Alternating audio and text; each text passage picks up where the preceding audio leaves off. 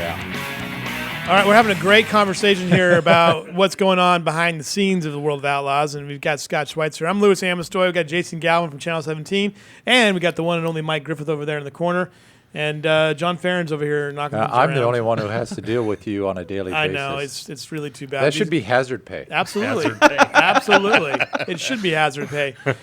Scott, you were not able to join us last week, and you guys got rained out, which was you were hoping to be able to run, but then it really decided to pour on Saturday. It did, but you know what? Now that we sit here today, it was probably a godsend because this is a big undertaking to get ready for the World of Outlaws, so it helped us to get we didn't have to redo this and redo that, so probably good for us. Yeah, I imagine the track's probably in pretty good shape now, too, It was. right? It's got some moisture in it. We got up first thing Sunday and started dragging pumps out and got all the water off it. So the track was already sealed, prepped, ready to race, so it was hard. So all the water just ran to the bottom. So we were able to pump that off.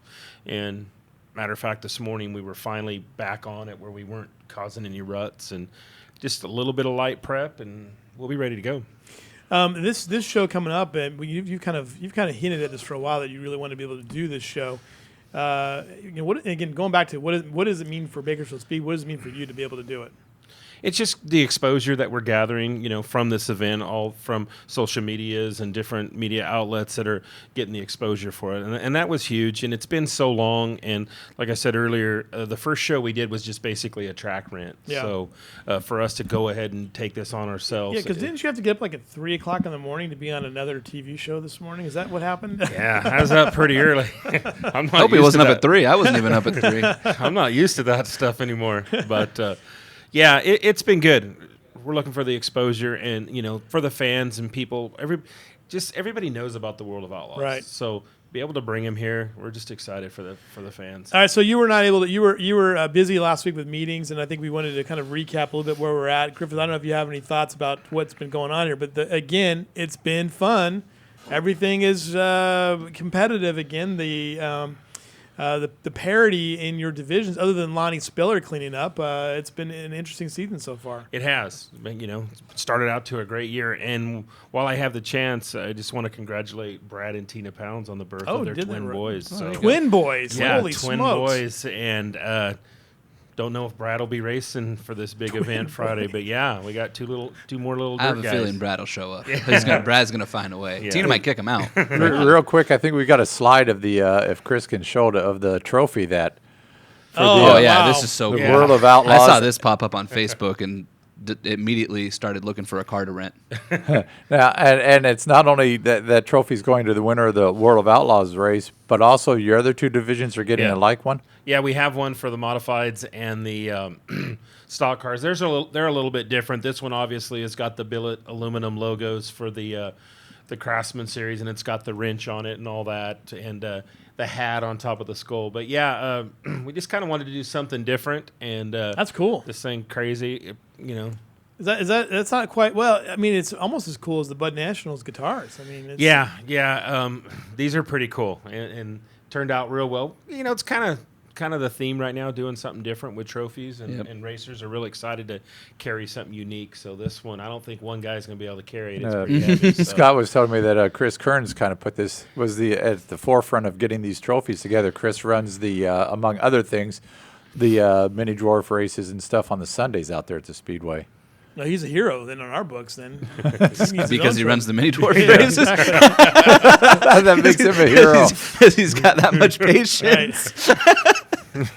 Well, after those, he goes and builds trophies to calm himself back down. Nice. That's his therapy. Yeah, absolutely. What is obviously these guys are going to be huge, and again, I have not experienced World of Outlaws. Oh my gosh. What am I gonna see here now? Griffith, You're probably not going to see anything because you're not going to be out there. That's Donnie Swartz, by the way. Griffith, by the way, said that that he's not an open wheel racing fan. Wait, time out. Can we back up, Lewis? You're bailing on this? I'm not saying I'm ready to come to it. I don't have any plans Friday. No, I've never said I'm not an open wheel racing fan. I covered freaking 14, 15 Indy 500s. How can I not be an open wheel racing fan? But what do we expect from Power on this stuff? I say Logan, however. Logan Mullen, downstairs, who's a head muckety-muck here, even a header muckety-muck than you. My boss, yeah. He likes these. He loves these things. Yeah. He calls them push 'em, flip 'ems. No, I don't think that's what he calls them. Well, we hope we don't have too many flip. Yeah. No, that's We'll do the push they're and push. push started. These things are powerful, awesome race cars. They are nuts. Have you had a chance to drive one ever? No, I drove a 410 wingless sprint car, which is kind of like this, but Without the wings. without the wings, and at Ventura, and I think I was having a heart attack on lap 10, and I was by myself.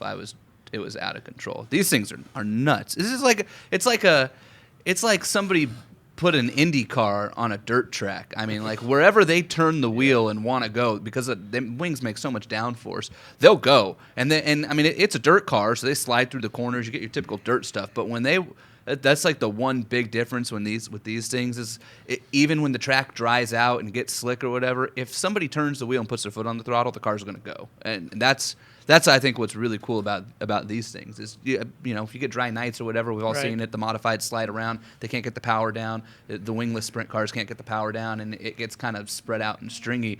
And with these things, it don't matter what the track is like, you're going to get good racing. So my favorite show that I've been to, Bakersfield Speedway, was the late models run. I mean, I just like the power of them, the way they sound and everything. Is this going to be better, you think?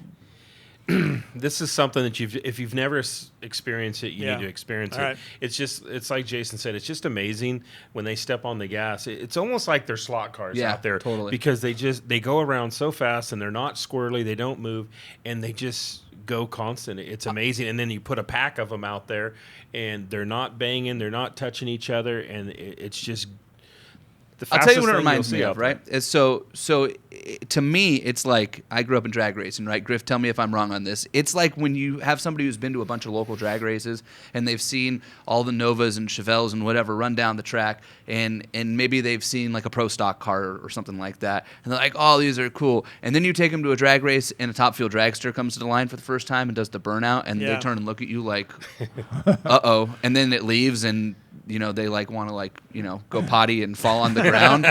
That's what these things like. If you've seen the late models, Yeah. the late models are like pro stock cars, and the top fuel dragster is about to roll out of the Nice, hauler. nice. It's I mean, a late model is turning 14, 15-second laps, and Yeah, these guys right. are 10. tens. Wow. So it's quite a bit. 10 seconds. with the same engine. Like Scott's got cars that run there sometimes.